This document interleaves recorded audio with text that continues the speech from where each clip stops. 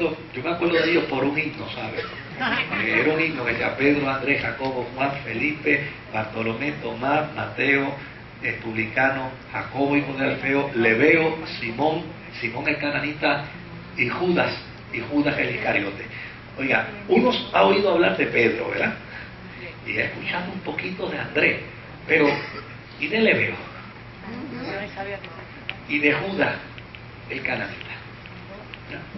Entonces, la tesis que algunos teólogos tienen es que muchos de estos judíos, discípulos de Jesús, pues se mantuvieron como judíos ortodoxos, que aceptaron a Jesús como Mesías, pero nunca se vincularon a la experiencia de los judíos helenistas, porque ya necesariamente los judíos helenistas eran considerados por ellos como ciudadanos de segunda clase. Se lo veían como los... Y no hablemos de los samaritanos. Eso era otro. ¿Sí? Porque fíjense que Felipe fue el que evangelizó a los samaritanos. Y Felipe era precisamente un judío de una apertura helenística. Por eso va y evangeliza a Samaria. Y lo que es interesante es que Lucas dice que en Samaria se fundó una iglesia. Y cuando dice que en Samaria se fundó una iglesia, prácticamente lo que está diciendo es: ya en Jerusalén no había posibilidades de más iglesias cristianas. Ahora el cristianismo empieza a verse en otros territorios ajenos a Israel. Eso es en sinopsis, ¿no?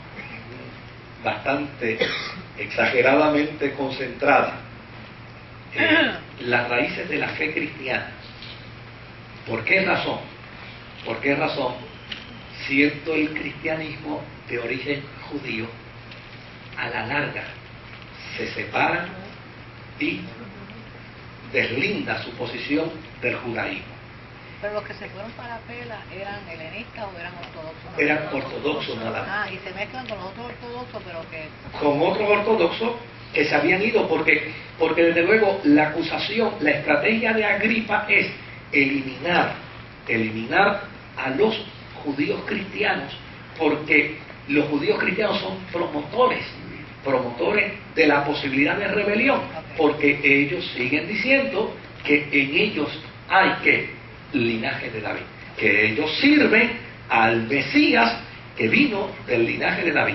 Y mientras haya en mente la figura de un líder que era rey, pues desde luego la dinastía de ese rey hace peligrar el imperio. Y Agripa, que era un alzacola del imperio romano, pues desde luego estaba dispuesto a matar a la gente de su propia tierra con tal de que el imperio se impusiera dentro de Jerusalén. El micrófono inalámbrico, ¿quién lo tiene? Aquí lo tiene el doctor Dávila. Escuchamos algunas preguntas. Quiere decir que esos judíos ortodoxos que fueron para Vela, para la África, sí, no se juntaron jamás con los demás. No. Perecieron. Sí, desaparecieron. Se aislaron. Sí, se aislaron y O desaparecieron. sea, que el cristianismo desciende del judío helénico. El cristianismo, no, Sí. en su base desciende de ellos. Lo único es que obviamente ellos no participaron en el desarrollo y en el crecimiento del cristianismo. Descendemos de ellos porque Pedro era judío ortodoxo y él fue el que predicó el sermón que hizo que vinieran los judíos helenistas. Pero desde luego ellos no participaron del desarrollo y del crecimiento de los judíos, del cristianismo helenista. ¿Alguna otra pregunta? Sí. El origen de Esteban y de Felipe. El origen. ¿De dónde vinieron? Bueno, No, eran judíos helenistas. No se sabe a ciencia cierta de dónde eran oriundos, porque a fin de cuentas para Lucas lo importante al vincular sobre todo a Esteban era decirle a los judíos, mire, ustedes tanta cosa, si él se parece a Cristo. Por eso dice, estaba lleno de gracia y de verdad. De hecho, la muerte de Esteban es similar a la muerte de Jesús dentro de la historia de Lucas. Porque Jesús muere perdonando a sus agresores y Esteban muere perdonando a sus agresores.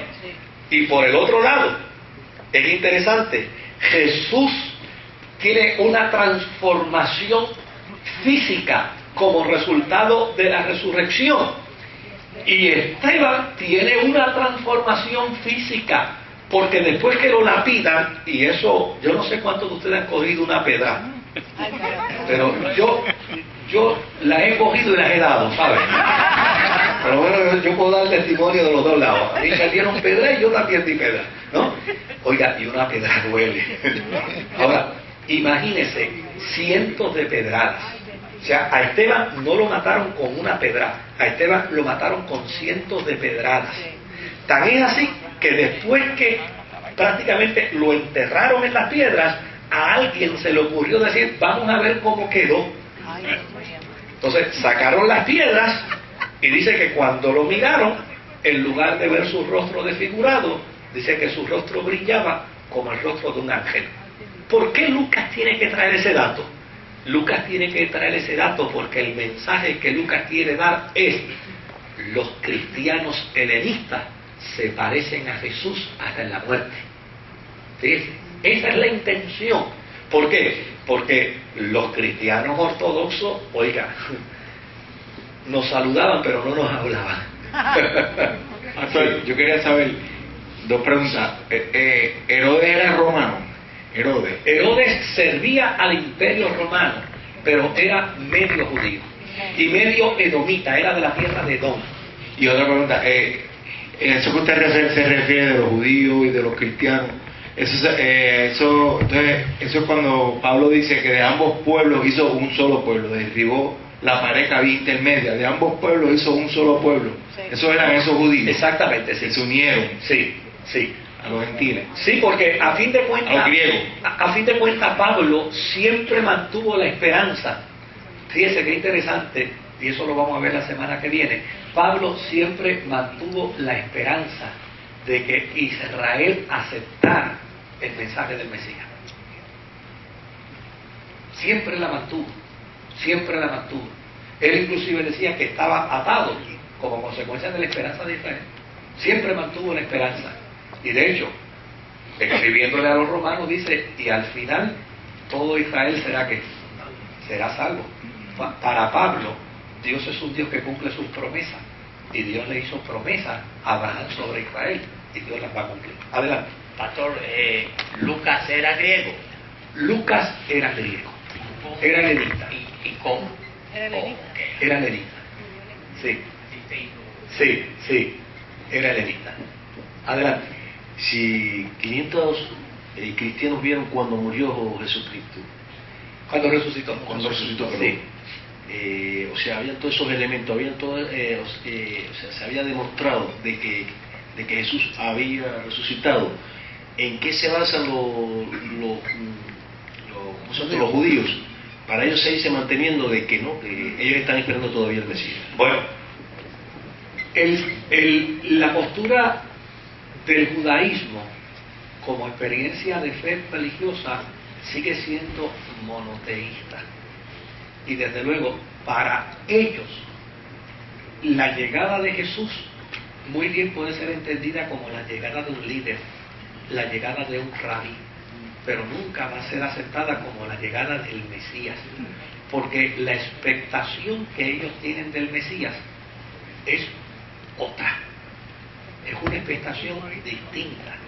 Entonces, desde luego, no cae en el cuadro del intelecto judío el que Jesús sea el Mesías y haya muerto como resultado de unas alegaciones religiosas que según ellos no es verdad, y haya muerto bajo el imperio romano. Lo que pasa es que lo que son los argumentos